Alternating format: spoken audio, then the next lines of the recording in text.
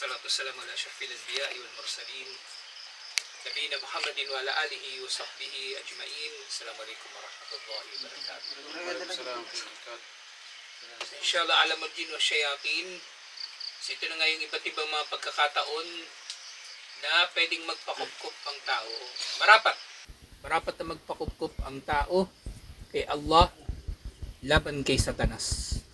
So, kita natin yung iba na nauna. Yung pinakakilala, yung pagpasok sa CR sa panahon ng pagkagalit. So, ito yung walang paggagamitan yung kambal sa pakikipagtalik. Yung sumunod, enda nuzuli wadin aw manzilin. Yung pagbaba sa isang lambak o bahay. Pero yung nuzul na tinutukoy kasi rito, pwede rin mga ngahulugan na pananatili o pagpunta o pagsilong, ganun. So pag yung tao daw ay napunta sa isang lambak, wa idha nazala al-mar'u wadiyan aw manzilan. Kapag napunta daw siya sa isang lambak o anumang ilang na lugar, liblib o bahay. At yung bahay tinutukoy dito kahit anong bahay, kahit anong building structure. Pwedeng yung bahay mo ngayon, bahay mo mismo o bahay ng iba. Lalo na yung bahay na papasukin mo na matagal nang walang nakatira. Ganun, kasama sila doon. Parang dito, di ba? Mga bahay dito, ilang taon nang walang nakatira. Mga ghost town na nga to, sabi ng pulis eh. Ghost town. Falayhi an yasta'ida billah. Marapat sa kanya ang mag-istiada. Marapat. At dapat lang. So dito yung pagkakasabi rito na alayhi, hindi naman ito sa kahulugan na wajib. Kasi diba, nangangahulugan ng wajib pag di mo ginawa, nagkakasala ka.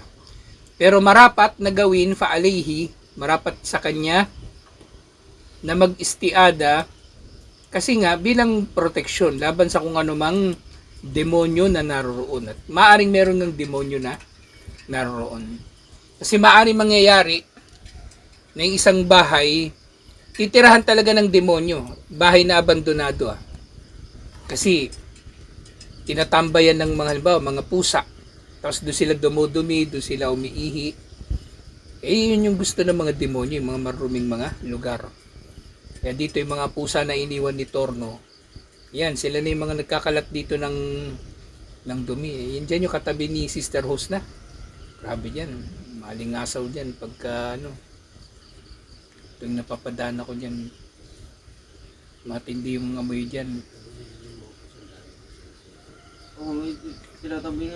Pagka may makita kayong kaya niya mahuli-hulihin para ma-dispatchan na natin. Salot yan yung mga yun. Naubos yung mga sisiw natin Sinadya niyang iwan talaga yun para maminsala. Yung taong yan hindi pa dumarating na miminsala na rito. Nang dumating, mas matindi maminsala. Ngayon pag alis niya, titiyakin niya na nakakapaminsala pa rin siya. Partner sila nito ko Kunwari lang yan noon, nag-aaway-aaway sila Pero ngayon, sanggang dikit pala. Pareho ng takbo ng utak sa kasamaan. So dito, la kama kana yaf'alu ahlul jahiliyati yasta'iduna bil jinni wasyayatin. So tayo kay Allah tayo, marapat na magpapakupkup. At ang pagpapakupkup na ito kay Allah lang. Hindi katulad ng ginagawa ng mga tao ng panahon ng jahiliya. Yung kapag tinukoy yung panahon ng jahiliya, panahon bago pa naging propeta si Propeta Muhammad sallallahu alaihi wasallam. Siyempre, nalalaman natin na ganito rin yung mga hindi Muslim. Ganito rin sila. Ganito rin yung mga hindi Muslim na iba kapag mapupunta sila sa ilang na lugar, liblib, diba? Sasabi sila tabi-tabi po na nagpapa-alam sila doon sa jin o engkanto o yung nasa punso, anong tawag doon? Duwende, nuno. Yung nuno sa punso, di ba? Papakupkup sila. Tabi-tabi po. O nagpapaalam sila. Lalo na yung yung pag-iihi ka daw sa sa may puno. Kasi pag umihi ka lang daw dun basta-basta, baka maihian mo yung nuno. Magagalit. Magagalit yung nuno. So dapat daw talaga magpapaalam.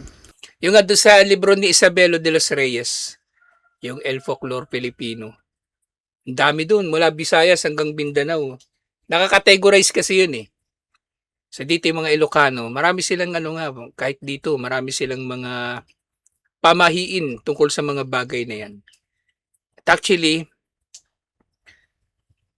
yung mga ganyang pamahiin, delikado na eh. Kasi sa mga pamahiin, nandun na siya sa, di ba yung pamahiin, Sherko Nasgar. Pero yung mga ganyan, pagpapakupkup sa mga jin, nandun na siya sa bingit ng Sherko Nakbar eh. Kasi ang istiada kay Allah. Pagsamba ang istiada, di ba? Pagsamba. So, ibig sabihin, sumasamba ka na talaga sa jin. Sumasamba. Sumasamba ka na talaga sa jin. Kaya ngayon mga kalagayan ng mga albularyo, 'di ba yung may kinulam, lalabanan nila 'yun sa pamagitan din ng kulam. Kasi meron din silang partner na engkanto. Sasabihin nila, yung partner ko na engkanto, okay yan kasi naman yan. Yung mga duwende kasi, sabi nila may mga duwending itim, duwending puti. Duwending puti yan, mabait yan. Ba't wala bang masamang nakaputi? Wala bang masamang tao na na mukhang mabait? Kasi ganoon eh, gagawa sila ng paraan na makapanlin lang. Gagawa sila ng paraan na makapanlin lang. Hindi mo alam yung demonyo pala na yun yung ginamit ng mangkukulam. Tapos yung demonyo mo na partner mo, kasi albularyo kami, partner kang jin din. Magbarkada pala yun. Tapos tuwi na may ginagawa kayong dalawa, yung mangkukulam tsaka ikaw, nagtatawanan yung dalawa. Tingnan mo yung gago, naloko na naman natin. Posibleng ganun eh. Posibleng ganun. So hindi tayo magpapakupkup sa mga jin katulad ng ginagawa ng mga kuffar. Ngayon doon sa kanilang pagpapakupkup sa mga jin na ito. Fayakulu kailuhum, sinasabi ng mga nagpapakupkup sa jin, audu bizaimi hadal wadi min sufahai komihim. Nagpapakupkup ako sa pinuno ng lambak na ito laban sa mga tanga ng kanyang nasyon. Yung mga tanga na jin sa kanyang nasyon, sufaha. Siyempre naiintindihan natin yung sufaha, kumbaga gago eh, yung kahulugan niya eh, gago, yung gumagawa ng masama. Kabilang doon sa kahulugan ng sufaha. Katulad doon sa Taif, di ba? Inilarawan si Propeta Muhammad sallallahu alaihi wasallam, pinagbabato daw siya ng sufaha. So kahit doon sa Makkah, tinawag sila ng mga scholar bilang sufaha. So yung mga gago, yung mga tarantado doon sa lugar nila. Eto, nagpapakupkup daw yung mga tao sa mga pinunong jin sa lugar na yun. Para kontrolin daw yung mga nila, mga bata-bata nila doon. Parang din, di ba? Parang sa tao. O, mapadaan ka sa tundo. O, daan kang kagitingan.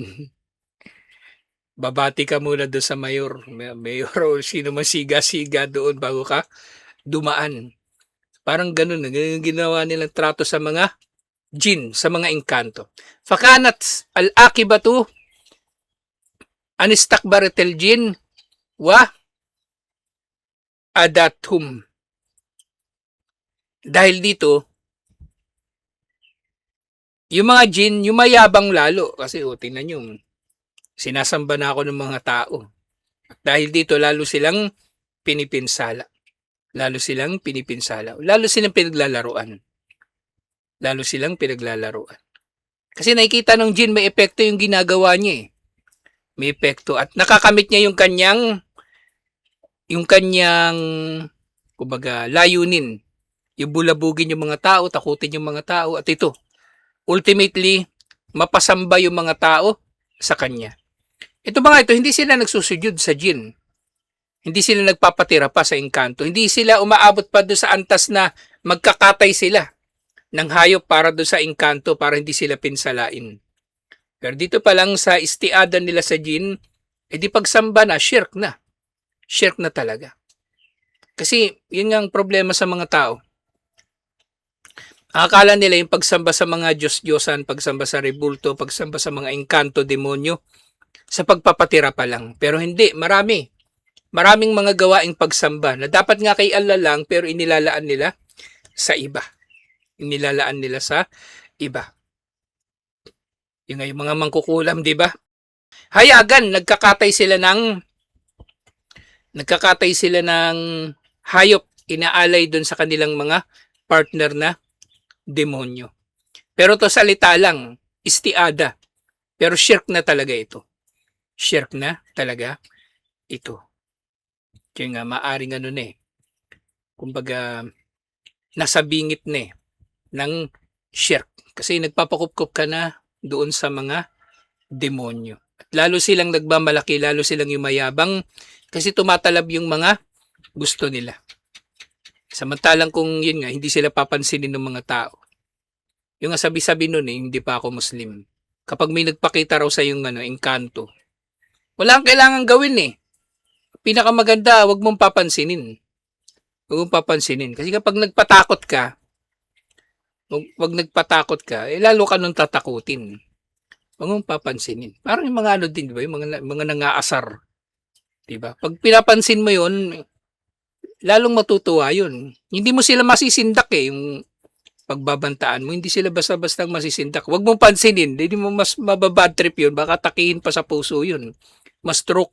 Kasi hindi na natutulog. Hindi tayo pwedeng magpapakup-kup sa mga jinn. Kahit nga sa tao eh. Ang istiada, di ba natalakay, nababagit natin sa tauhid.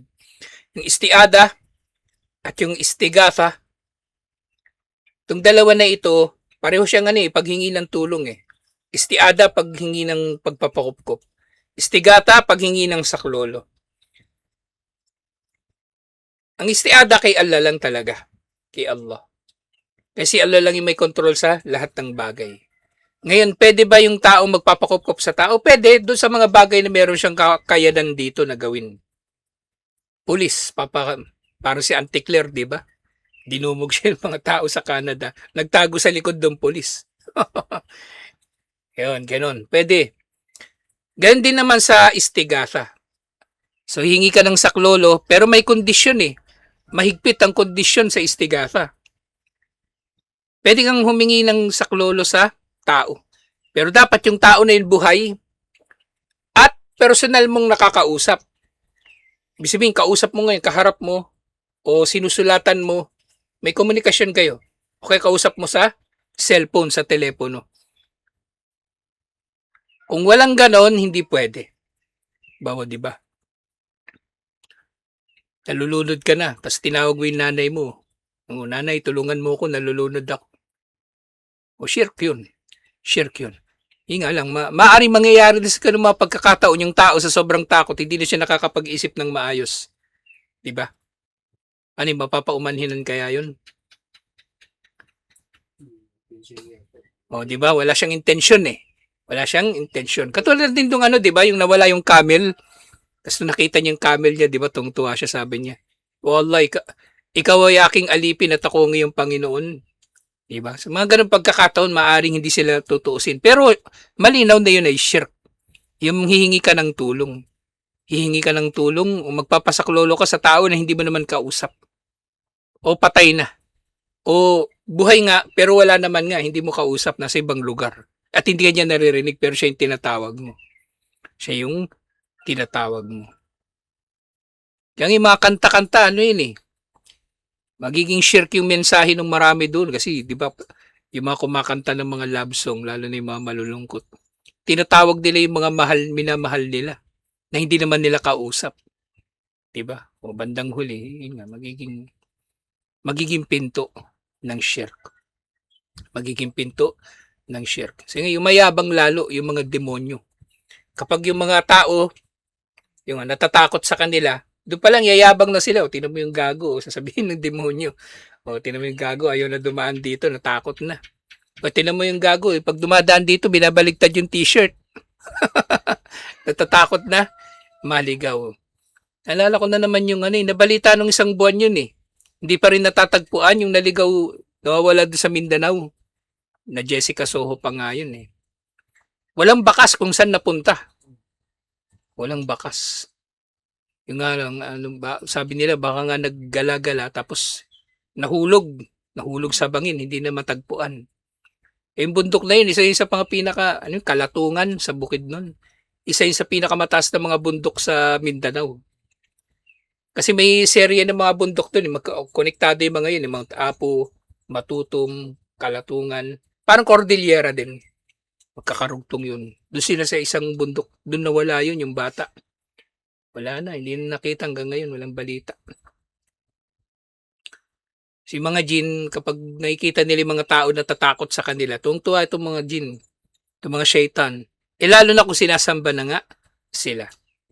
Diba ito, salita pa lang ito, nagpapakupkup. Paano pa kaya kung nagkakatay na yung tao ng hayop? Diba? Huwag mo kami pipinsalain, ito yung kambing, kakatayin namin para sa'yo. Matinding shit na talaga. Matindi na. Parang yung nakuha ko lagi, lolo ko na albularyo. Nagalay pa ng pagkain tsaka alak dun sa duwende daw, dun sa job site namin. May duwende ng gugulo daw. Nag-alay pa ng alak tsaka pulutan. Bandang huli siya naman yung tumira. Siya yung uminom ng alak tsaka yung pulutan na inalay namin dun sa gin. Iniisip ko baka minumodus lang tayo nito para sa kanya talaga yung tanduay na binili namin tsaka pork chop, kunwari lang alay sa gin. Siya naman yung titira. Tingnan doon sa suratul jin, di ba? Wa annahu kana rijalun minal insi yauduna bi rijalin minal jinni fazaduhum rahaqa. Meron daw mga kalalakihan na kabilang sa mga tao. Pero dito, maaring babae rin yung tinutukoy Rijal ang tinukoy, pero kasama na rito lalaki babae. Nagpapakup-kup daw sila sa mga kalalakihan ng jin na dahil dito, sila ay nadagdagan ng rahak. Sing rahak dito, ang nadagdagan tinutukoy yung jin. Nadagdagan sila ng kayabangan. Pagre-rebelde laban kay Allah. Pagre-rebelde laban kay Allah. So sila ay lalong yumayabang dahil doon sa ginagawa ng mga tao. So dito yung paliwanag do sa ayan na yun ay al-jinnu zadat al-insu rahaka. Na ang jin daw ay nadagdagan sa kanilang pagre-rebelde. Pero dito sa original na Arabic ni Sheikh Omar al-Ashkar, ang jin daw ay nagdulot sa tao na magrebelde kay Allah. So bakit ganito yung translation nila may parang contradictory. Hindi naman siguro kasi the jinn increased their transgression pero hindi na binanggit yung tao. Pero dito malinaw sa Arabic ang jinn daw ay nagdulot sa tao na higit na magrebelde. So either way, yung jinn ang magre-rebelde o yung tao magre-rebelde kay Allah, pareho lang naman Pareho lang. So naka-align pa rin naman yun sa kanilang pagnanais. Yung Satanas, di ba? Ang hangad talaga ni Satanas yung iligaw ang mga tao. Wakad alamana ar-Rasul sallallahu alaihi wasallam kayfa nastaidu billahi indama nanzilu manzilan. At tinuro na sa atin ni Propeta Muhammad sallallahu alaihi wasallam ang gagawin natin kapag tayo ay tutuloy sa isang matutuluyan. Halimbawa, isang lugar kung saan tayo magpapahinga sa gabi, magtatayo ng tent, o basta yung lugar na kung saan tayo mananatili ng ilang panahon. Kahit lilim lang ng puno, di ba? Sisilong tayo doon kasi mainit. At iba pa. Inulat ito ni Ibn Majah. Sinabi ni Propeta Muhammad sallallahu alaihi wasallam, "Law anna ahadukum idza nazala manzilan qala a'udhu bi kalimatillahi tammah min syarri ma khalaq, lam yadurhu fi dhalikal manzilu syai'un hatta yartahila minhu."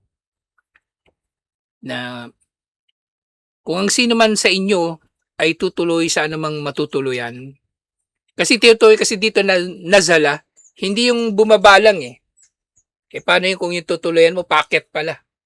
Ang nazala dito, nazala sa kahulugan na pagtuloy, yung pagsilong.